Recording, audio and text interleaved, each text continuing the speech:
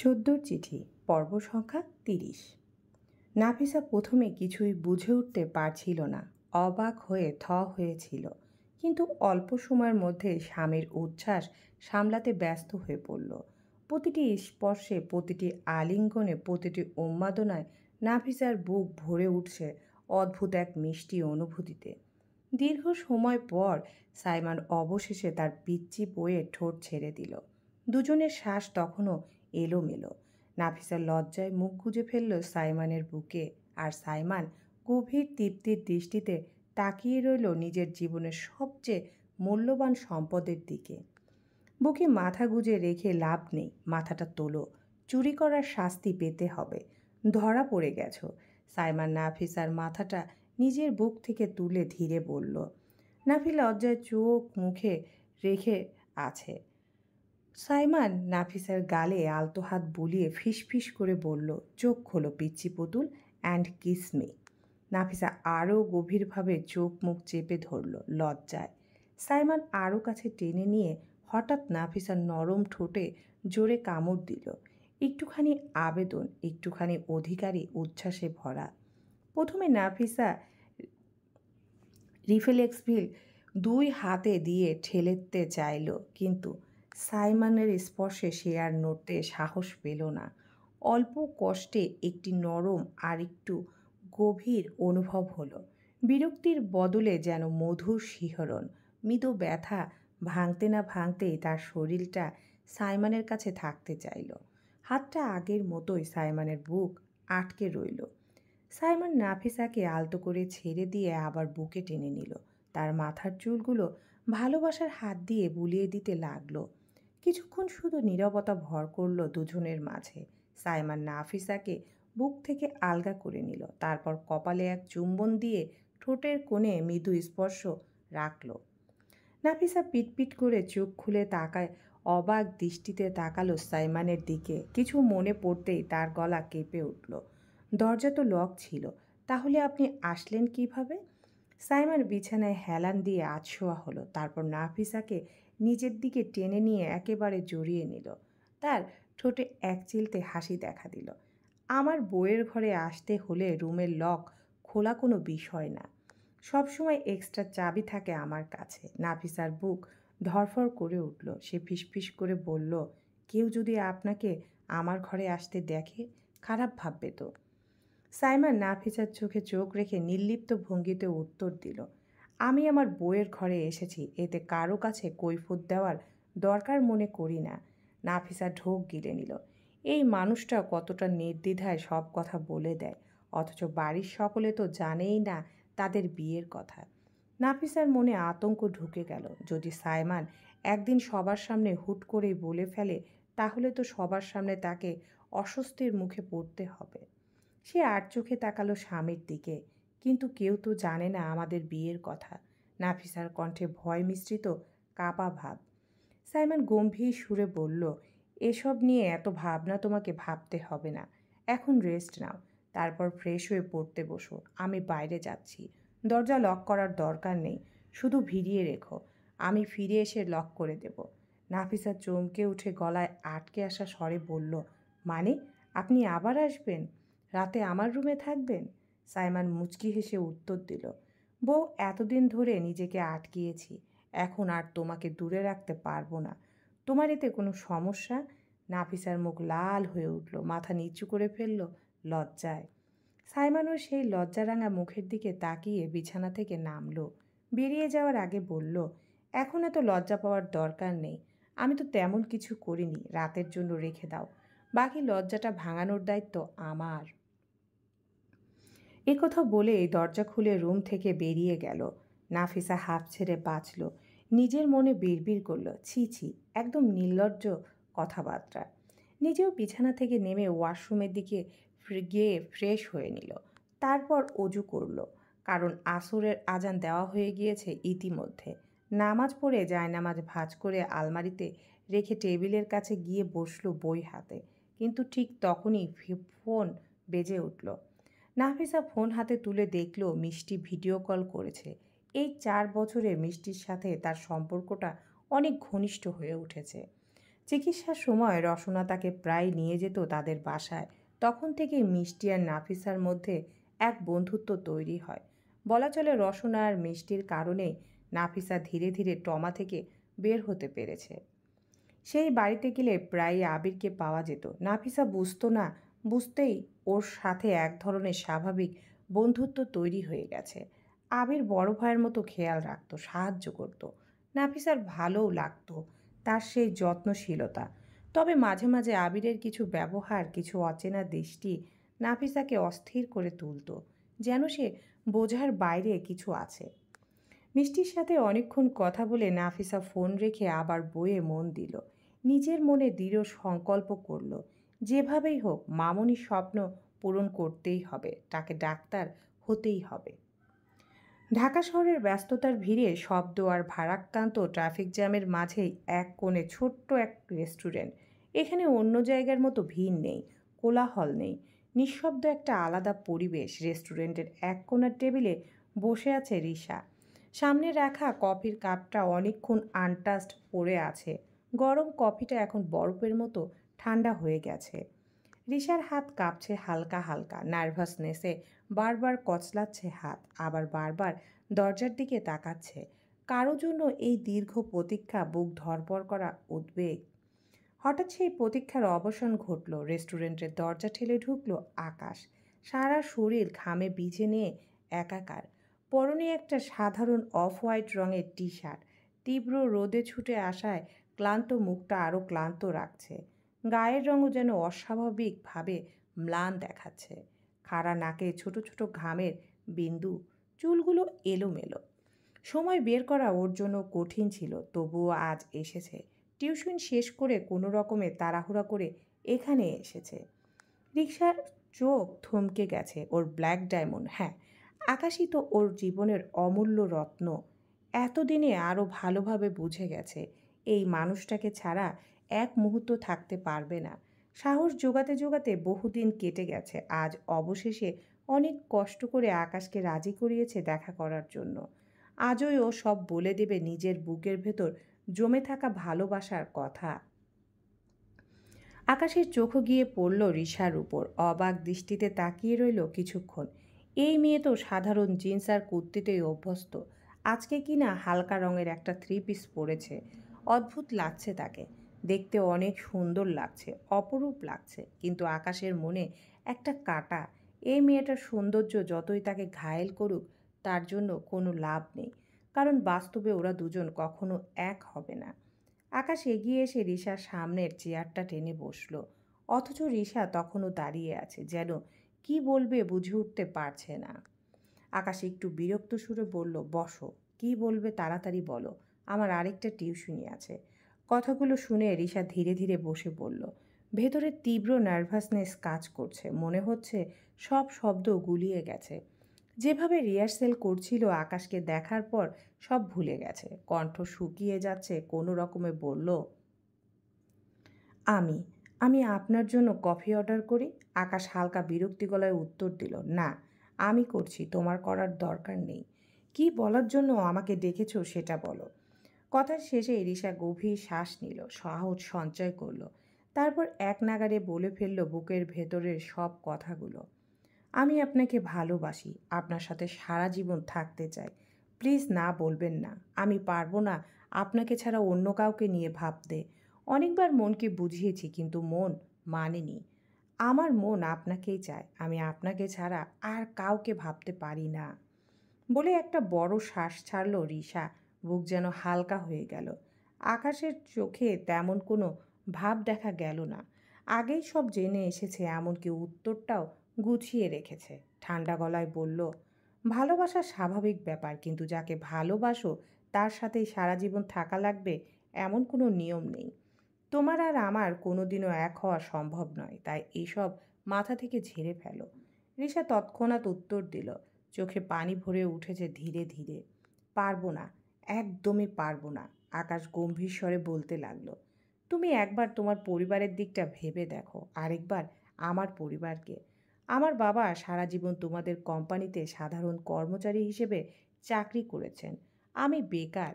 যদিও সরকারি চাকরির জন্য চেষ্টা করছি, আল্লাহ চাইলে হয়তো একদিন পাবো। কিন্তু বলো তো, কখনো কি শুনেছ কোনো কোম্পানির মালিকের মেয়ে একজন সাধারণ চাকরিজীবীকে বিয়ে করেছে? এটা শুধু সিনেমাতে হয়, বাস্তব আলাদা। তাই অযথা সময় নষ্ট করো না, মন থেকে এসব ভাবনা বাদ দাও। রিশার চোখ টলমল করছে, এবার কাপা গলায় বলল, আমি শুধু বলেছি আপনাকে ভালোবাসি। তার উত্তরে এত কিছু শুনতে চাইনি।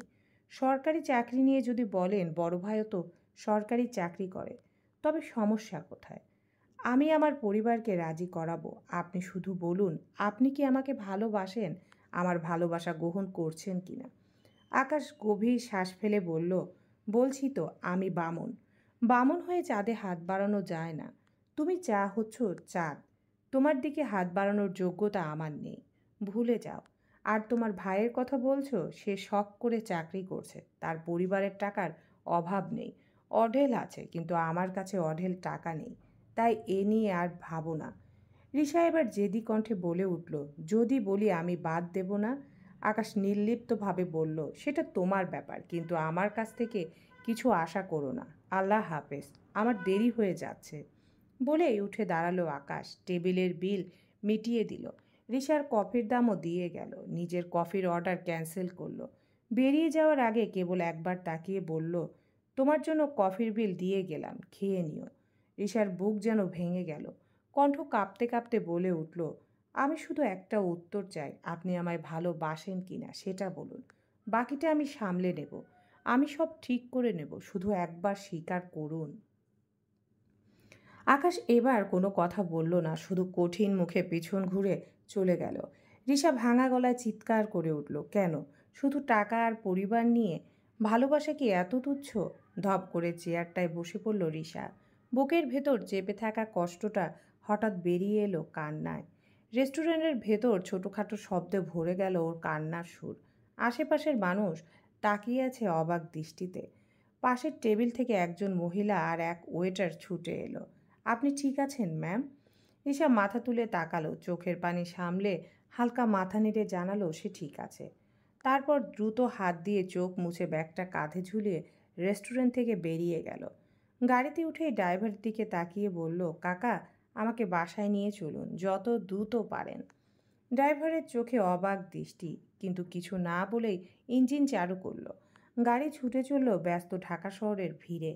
আর পেছনের সিটে বসে থাকা রিশা নীরবে বুক ভেঙে কান্না চাপতে লাগলো। দ্রুত পায়ে সিঁড়ি দিয়ে ছুটছে জারিন, দেখেই বোঝা যাচ্ছে খুব তাড়াহুড়োতে আছে। সিঁড়ি বেয়ে উপরে উঠতে গিয়ে হঠাৎ কারোর সাথে ধাক্কা খেয়ে পড়ে যেতে নিল। ঠিক তখনই কেউ ওর কোমর শক্ত করে আঁকড়ে ধরে নিজের সাথে মিশিয়ে নিল। জারিন চোখ বন্ধ করে জোরে জোরে নিঃশ্বাস নিচ্ছে। যায় যায় অবস্থা। ও তো ভেবেছিল পড়ে গেছে, কিন্তু শক্ত হাতের বাঁধন পেয়ে বেঁচে গেল। ধীরে চোখ খুলে ধরে থাকার মালিকের হাতের দিকে তাকাতেই বুঝলো তাকে ধরে ফেলা মানুষটা আর কেউ নয়, সাইফান। সাইফান জারিনের দিকে চোখ ছোট করে ওর তাকিয়ে বলল, কি চশমা আপা, এত তাড়াহুড়ায় কোথায় যাচ্ছেন? তাড়াহুড়ার চক্করে তো পা পিছলে পগার পার হয়ে যেতেন আরেকটু হলে। নিজের মুখটা জারিনের দিকে ঝুঁকে বলল, সাইফান। সাইফান এতটা কাছে আসায় জারিন কেমন যেন ঝাঁকুনি খেল, শরীরটা কেঁপে উঠল। এক অচেনা অনুভূতির ভর করল পুরো শরীরে। নিজের মনকে শক্ত করে দুই হাত দিয়ে সাইফানকে সরাতে লাগলো। সরেন, ছি, আপনার মুখ দিয়ে গন্ধ বের হচ্ছে। সাইফান চোখ কুঁচকে জারিনকে দিকে তাকিয়ে বলল, এই চশমা, এই কি বাজে বকছো? দিব কিন্তু একটা চটকানা। আমি এখনই ক্লোজ আপ দিয়ে ব্রাশ করে এসেছি, এই দেখো।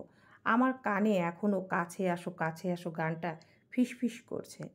বলেই আবার জারিনের কোমর ধরে নিজের সাথে টেনে নিল। জারিন মুখটা জারিনের নিজের মুখের কাছে এনে জোরে জোরে শ্বাস ছাড়ছে। জারিন একদম ফ্রিজ হয়ে গেল, যেন শরীরটায় নাড়াতে পারছে না। অজানা এক অনুভূতি পুরো গা জুড়ে শিরশির করে উঠল। সাইফানকে নিজের থেকে সরানোর শক্তিটুকুও পাচ্ছে না ও। সাইফান হা করে নিঃশ্বাস ছাড়তে ছাড়তে একদম জারিনের অতি কাছে চলে এলো। নিজেও বুঝে উঠতে পারল না কখন হঠাৎ ওর চোখ গিয়ে পড়ল জারিনের কাঁপতে থাকা গোলাপি অধরে। ঠোঁটের কম্পন দেখে সে একটা ঢোক গিলল। অজান্তেই সেই দিকে এগিয়ে গেল নিজের অধর জোড়া নিয়ে। জারিন চোখ বড় বড় করে সাইফানের দিকে তাকালো। ও বুঝতে পারছে কি হতে চলেছে, কিন্তু থামানোর মতো কোনো শক্তি যেন পাচ্ছে না নিজের গায়ে। বরং কেমন যেন এক অদ্ভুত টান টের পাচ্ছে সাইফানের দিকে। সাইফান দিক দুনিয়া ভুলে গেল। নিজের এতদিনের অমৃত খাওয়ার লোভ ওকে গ্রাস করলো। নিজের অজান্তেই ভুলবশত সত্যি হয়ে গেল। এক হাতে আস্তে আস্তে জারিনের চশমাটা খুলে ওর গলার জামার সাথে ঝুলিয়ে দিল। তারপর ঘোর লাগা চোখে জারিনের অধরে নিজের অধর মিলিয়ে দিল। জারিন চোখ কুঁচকে বন্ধ করে ফেলল। নিজের শরীর একেবারে ছেড়ে দিল। এ কেমন অনুভূতির জোয়ার জড়িয়ে গেল সে। নিজেকে সংযত রাখতে পারছে না কেন? এ অঘটন ঘটতে দিচ্ছে কিভাবে? তার শরীরে এখন কোনো সাড়া দিচ্ছে বুঝতে উঠতে পারছে না। জারিন শরীরটা একেবারে ছেড়ে দেওয়ার সাথে সাথে সাইফার নিজের ২ হাত দিয়ে আগলে নিল ওকে, যেন নিজের মধ্যে লুকিয়ে রাখবে। নিজের এতদিনের অমৃত খাওয়ার ইচ্ছে পূরণে মগ্ন হয়ে গেল ও। অনেকক্ষণ পর জারিন বুঝলো আর নিঃশ্বাস নিতে পারছে না, কিন্তু সাইফানও ছাড়ছে না। শরীরের সবটুকু শক্তি একত্র করে জারিন সাইফানকে জোরে ধাক্কা দিল। আচমকা ধাক্কায় সাইফান সিঁড়ি পা পিছলে পড়ে যেতে নিল, কিন্তু শেষ মুহূর্তে রেলিং ধরে নিজেকে সামলে নিল। জোরে জোরে শ্বাস নিতে লাগলো। চোখ ঘুরিয়ে তাকাতেই দেখলো জারিনও রেলিং ধরে হাঁপাচ্ছে, হাঁপাতে হাঁপাতে কাঁপছে। সাইফান তাকাতেই জারিন তাড়াহুড়া নিজের চশমাটা পরে নিল। আগুন দৃষ্টিতে তাকিয়ে আছে ওর দিকে। সাইফান চোখ বন্ধ করে ফিসফিস করে বলল, ও শিট মায়েরি, শেষে কিনা চশমা আপার সাথে কাছ থেকে আমার অমৃত খাওয়া। তারপর আবার জারিনের দিকে তাকালো। দেখলো ওর চোখ দিয়ে পানি ঝরছে, যা চশমার ভিতর দিয়ে স্পষ্ট দেখা যাচ্ছে। হঠাৎ নিজের মধ্যে অপরাধবোধ কাজ করলো সাইফানের। যা ঘটেছে একদম ঠিক হয়নি। যদিও নিজের ইচ্ছায় করেনি, কিন্তু ফাজলামো করতে গিয়ে এমনটা হয়ে গেল। একটা ঢোক গিলে জারিনের দিকে তাকিয়ে বলল, এই চশমা আসলে। আর কিছু বলার আগে জারিন এক দৌড়ে রিশার ঘরের দিকে চলে গেল। সাইফান ওর যাওয়ার দিকে তাকিয়ে মাথার চুলে হাত বুলিয়ে ওর সাথে কি ব্লেন্ডারটা হয়ে গেল।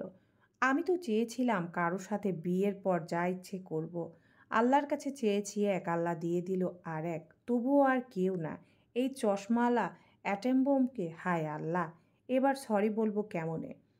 সাইফান এগুলো ভাবতে ভাবতেই ২ পা ১ পা এগোতে এগুলোই নিচের দিকে সোজা চোখ পড়ল রেদওয়ানের উপর। ও সিঁড়ির ধাপে বসে আছে, গোল গোল চোখে তাকিয়ে আছে। হায় রে, এই কচি আবার দেখে ফেললো না তো? সাইফান ফিসফিস করে মনে মনে বলল, এইসব চুনোপুটির কোনো বিশ্বাস নেই।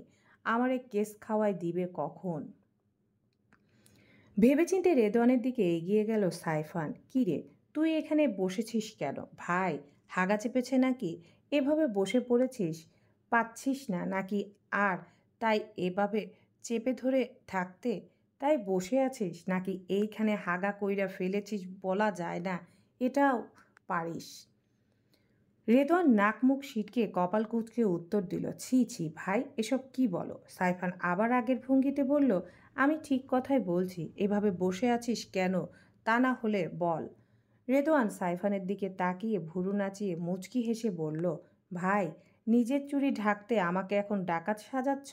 আমি তো দেইখা ফেলছি তুমি কি করলা জারিনের সাথে। সি সি, তোমার থেকে এটা আশা করি নাই। সাইফান মুহূর্তে বুঝে গেল সে যা ভেবেছিল ঠিকই বের হয়ে গেল। কিন্তু সাইফান তো সাইফান, ওর উপর বাটপাড়ি করে কিছু পাওয়া যাবে না। রেদওয়ানের কানের কাছে গিয়ে ফিসফিস করে বলল, তোর কাছে কোনো প্রমাণ আছে? আর সবচেয়ে বড় কথা, বড় ভাইকে এভাবে দেখছিস, তোর লজ্জা লাগে না?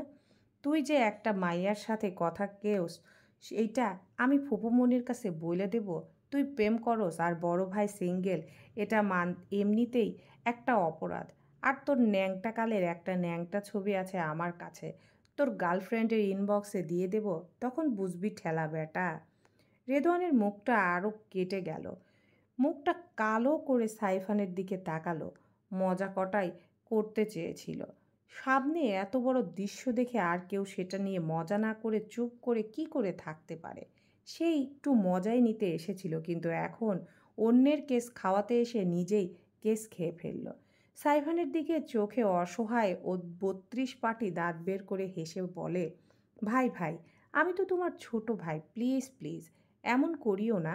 আমি কিছুই দেখি নাই, চোখ অন্ধ হয়ে গেছিল। সত্যি কথা, প্লিজ মাইন্ড নিও না।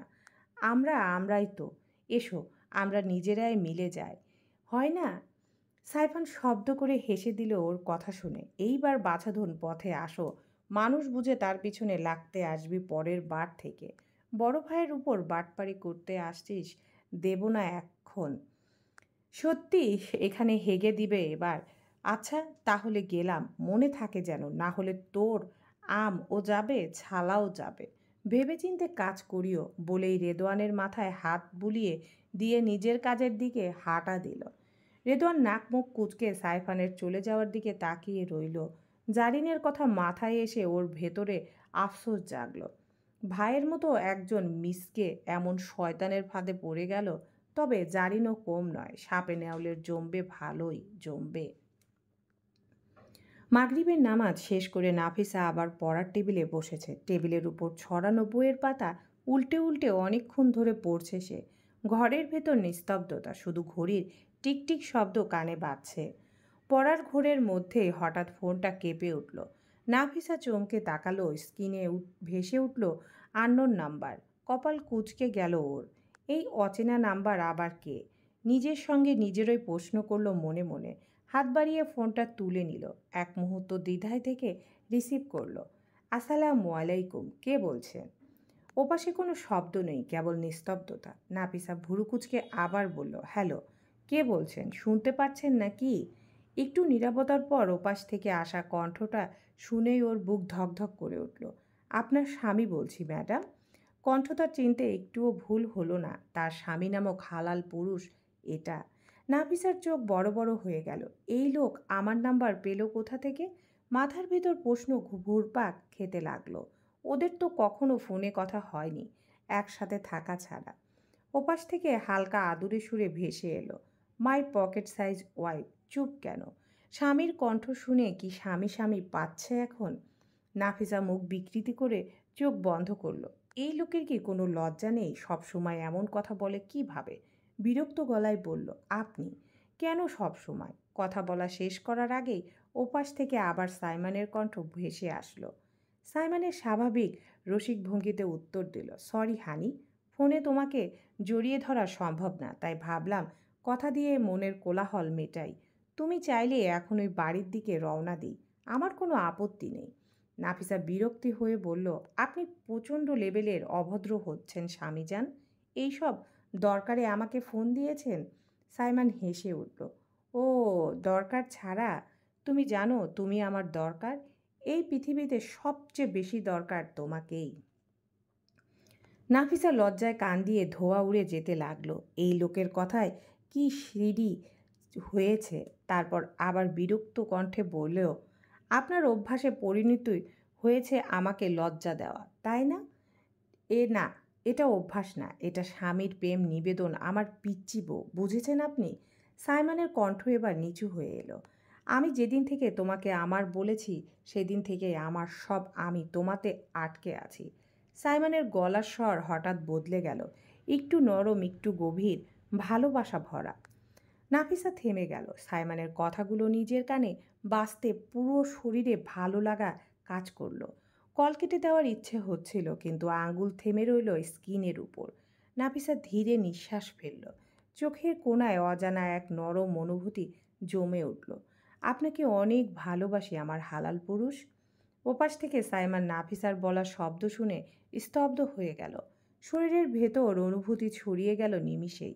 এমন করে বলে না বউ, এখনই ছুটে আসতে ইচ্ছা করছে। আচ্ছা, ফোন রেখে পড়ো, আমি তাড়াতাড়ি বাসায় আসব, আর তোমার বলা কথাটার জন্য এক্সট্রাভাবে আদর দিয়ে দেব, হবে তো বউ? নাফিসা শক্ত করে খামচে নিজের জামা চেপে ধরল। এই লোক শোধরাবার নাই, কিছুই বলল না। চুপচাপ ফোনটা রাখলো, কিন্তু মুখের কোণে হালকা এক চোরা হাসি জমে উঠল। জারিন চোখে পানি নিয়ে রিশার রুমের সামনে এসে থেমে গেল। চোখের কোণে জমে থাকা অশ্রু হাতের পিঠ দিয়ে মুছে ফেলল ও। এখন যদি নিজের কান্নায় ভেঙে পড়ে তাহলে পানপ্রিয় বান্ধবীর দুঃখের পাশে দাঁড়ানো কেমন যেন অন্যায় লাগবে, তাই নিজেকে জোর করে সামলে নিয়ে হালকা করে দরজায় ধাক্কা দিল। দরজাটা আলগা চাপা ছিল, সামান্য ধাক্কাতেই খুলে গেল। ঘরটা একদম অন্ধকার, নিঃশব্দে জারিন ভেতরে ঢুকে দরজা লাগিয়ে লাইট অন করলো। আলো জ্বলার সাথে সাথে পুরো ঘরটা স্পষ্ট হয়ে উঠল। আর সেই সঙ্গে চোখে পড়ল রিশা মেঝেতে গুটিসুটি মেরে পড়ে আছে জড়সড় হয়ে। দৃশ্যটা দেখে জারিনের বুক কেঁপে উঠল। দ্রুত পায়ে এগিয়ে গিয়ে রিশার সামনে হাঁটু গেড়ে বসল। দুই হাত দিয়ে আলতো করে রিশার বাহুতে ধাক্কা দিয়ে কাপা গলায় বলল, এই রিশু, আমার বেবি, কি হয়েছে তোর? ওঠ না, বল আমাকে কি হয়েছে। এতক্ষণ চোখ বন্ধ করে থাকা রিশা ধীরে চোখ খুলল। চোখের পাতা ভারী, লালচে হয়ে গেছে কান্নার চাপে। গাল বেয়ে শুকনো অশ্রুর দাগ এখনও স্পষ্ট। রিশা জারিনের দিকে তাকাতেই আচমকা ঝাঁপিয়ে পড়ে তাকে জড়িয়ে ধরল, শব্দ করে কান্না শুরু করলো। জারিনও বুক ভরে আগলে নিল তার প্রাণপ্রিয় বান্ধবীকে। এক হাত দিয়ে রিশার পিঠে, আরেক হাত দিয়ে মাথায় আলতো করে হাত বুলিয়ে সান্ত্বনা দিতে লাগলো। কি হয়েছে রিশু, বল তো, প্লিজ বল না, তোকে এভাবে কাঁদতে দেখলে আমার একদম ভালো লাগে না। জারিনের কোমল কণ্ঠে যেন আরও ভেঙে পড়ল রিশা, আরও জোরে কান্না শুরু করলো। জারিন আবার মাথায় হাত বুলিয়ে আদুরে কণ্ঠে বলল, প্লিজ সোনা, বল তো কি হয়েছে। আমি আছি তো তোর পাশে। ফোনে যেভাবে কাঁদছিলি, আমি তো ভয় পেয়ে গিয়েছিলাম।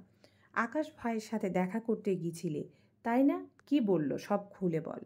রিশা কেঁদে কেঁদে ফুপিয়ে বলল, আমাকে কখনো নিজের কাছে টানবে না, এমনটাই বলে দিয়েছে। পাষাণ পুরুষ, একেবারে পাষাণ, শুধু নিজের দিকটাই দেখে, আমার দিকটা একটুও বুঝলো না। সে আমাকে চায় না, একটুও না। জারিন রিশার গাল মুছে দিয়ে বলল, ভালো করে বল তো কি হয়েছে, ঠিকঠাক মতো বল। কিছু খুলে না বলে হলে বুঝবো কেমন করে। রিশা জারিনের কোলে মাথা রেখে আবার মেঝেতে শুয়ে পড়ল। পা ছড়িয়ে দিল ক্লান্তভাবে। জারিন ওর মাথায় হাত বুলিয়ে দিল, যেন একটু হলেও শান্তি পায় বান্ধবীটা। রিশা বড় একটা শ্বাস নিয়ে আস্তে আস্তে সব খুলে বলল। আকাশের সাথে দেখা, তার কথাগুলো, সেই মুহূর্তের অপমান আর ভাঙা স্বপ্ন, একে একে সব। জারিন নিঃশব্দে শুনে গেল। চোখে এক ফোঁটা অশ্রু জমে উঠল, কিন্তু ওর সামনে তা লুকিয়ে রাখল। শেষে মাথায় হাত বুলিয়ে শান্ত স্বরে বলল, শোন, এত ভেঙে পড়িস না রে, আমি আছি তো। আমরা দুজন মিলে কোনো না কোনো উপায় বের করবই। রিশা ফিসফিস করে বলল, না জানু, কিছু হবে না। সে আমাকে নিজের করে নিতে চায় না, জোর করে কেউ কারো হয় না। সে শুধু আমার ভালো চেয়েছে, কিন্তু আমি কি চাই সেটা কখনো ভাবেনি। আমার মনের দিকটা, আমার কষ্টটা একটুও বোঝেনি। জারেন গভীর একটা দীর্ঘশ্বাস ফেলে বলল, চুপ কর এখন, আর একবার চেষ্টা কর রিশু। একবার না পারলে শতবার চেষ্টা কর, না হলে সারা জীবন আফসোস থেকে যাবে। হয়তো সময় বদলাবে, মানুষও বদলাবে। রিশা তিক্ত কণ্ঠে বলল, দেখা করবে না সে আমার সাথে আর। হবে, আমি ব্যবস্থা করব।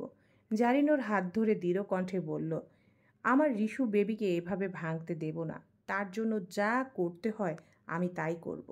রিশা জারিনের বুকে মুখ গুজে আরও জোরে কেঁদে ফেলল। জারিনও ওর পিঠে হাত বুলিয়ে রইল। কিছুক্ষণ আগের ঘটনার স্মরণে আসতেও নিজেও কান্না চেপে রাখতে পারল না। কোনো দিন সাইফেনকে মাফ করবে?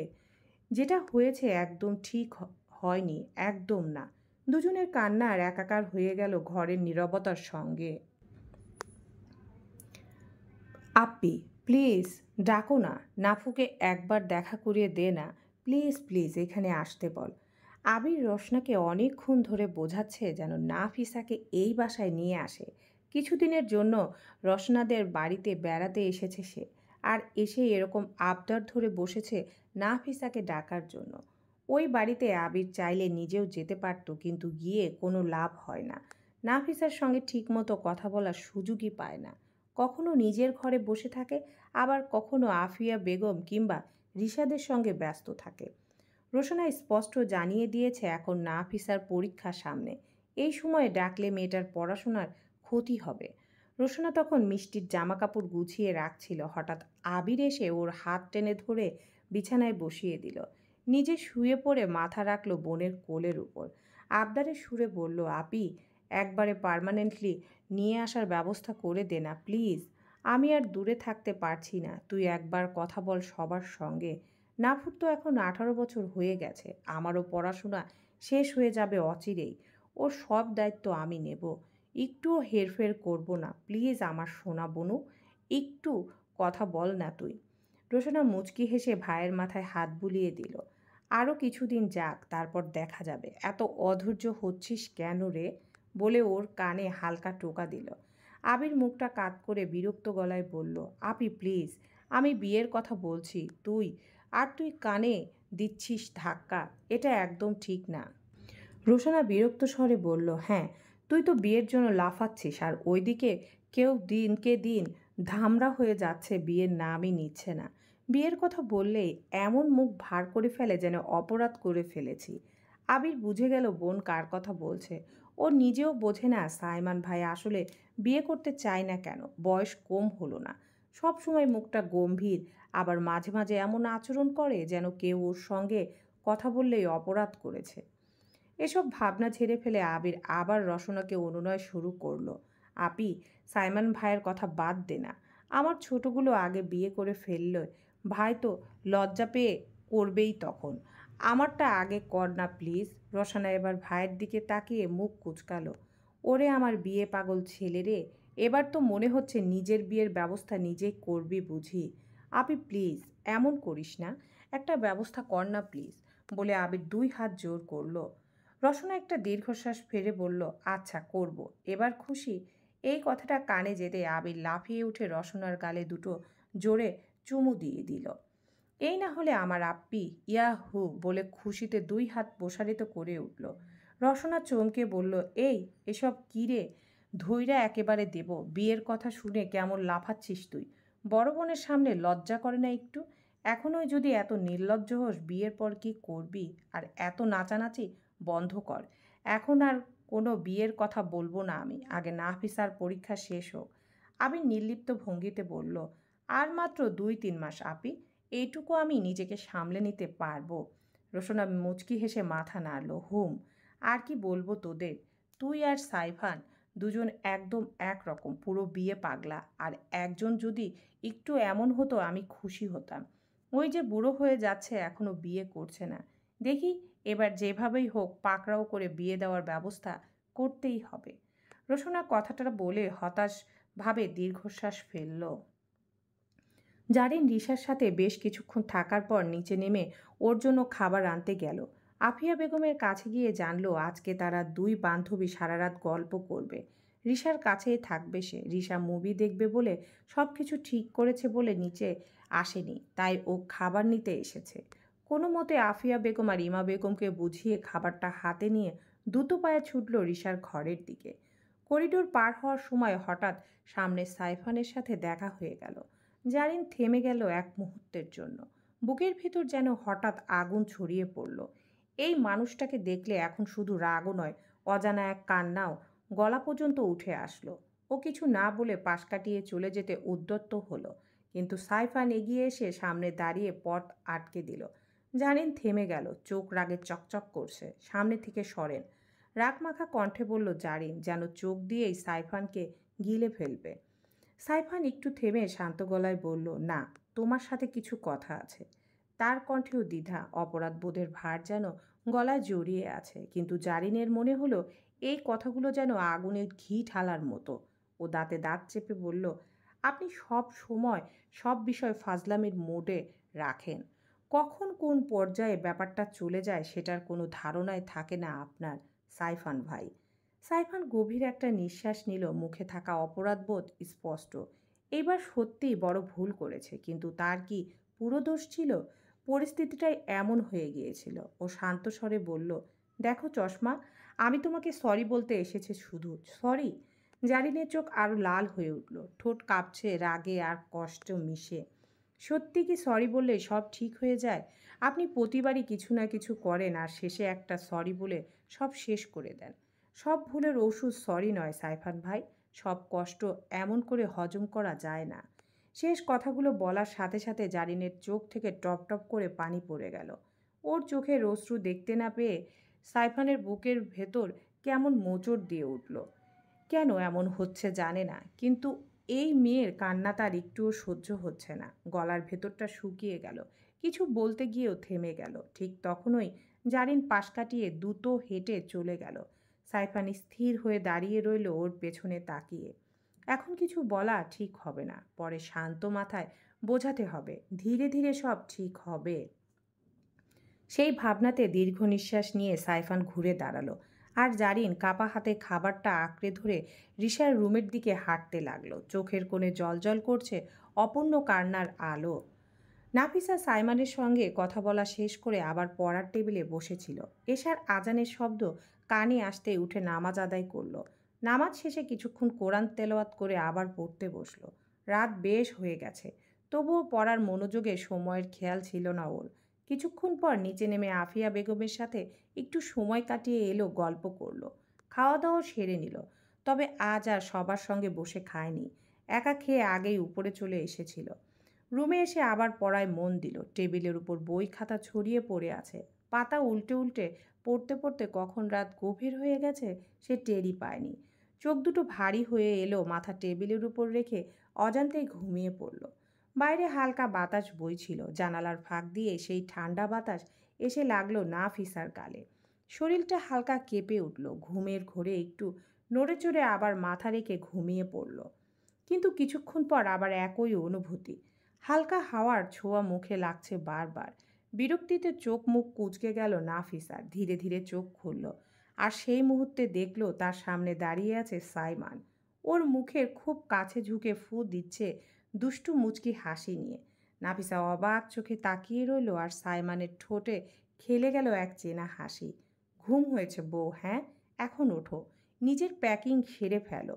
নাফিসা চোখ বড় বড় করে বলল, মানে প্যাকিং? সাইমান চোখ টিপে হালকা গলায় বলল, মানে আমরা বাইরে যাচ্ছি। নাফিসা আরও অবাক হয়ে তাকালো, কপালে ভাঁজ পড়ল। কোথায় যাচ্ছি আমরা? উত্তর না দিয়ে সাইমান ওর দিকে আরও ঝুঁকে এলো। একেবারে কাছে এসে নাফিসার কপালে একটা ভালোবাসার ভরা চুমু দিল। তারপর নরম গলায় বলল, ওঠো, রেডি হও, বাকিটা নিজেই বুঝে যাবে। নাফিসা হতভম্ব হয়ে তার দিকে তাকিয়ে রইল, চোখে মুখে অজস্র প্রশ্ন, কিন্তু সাইমান শুধু হাসল। সেই হাসিটা যেন এক রাস রহস্যে ভরা, ভালোবাসায় ভেজা। রাত চলবে ইনশাআল্লাহ।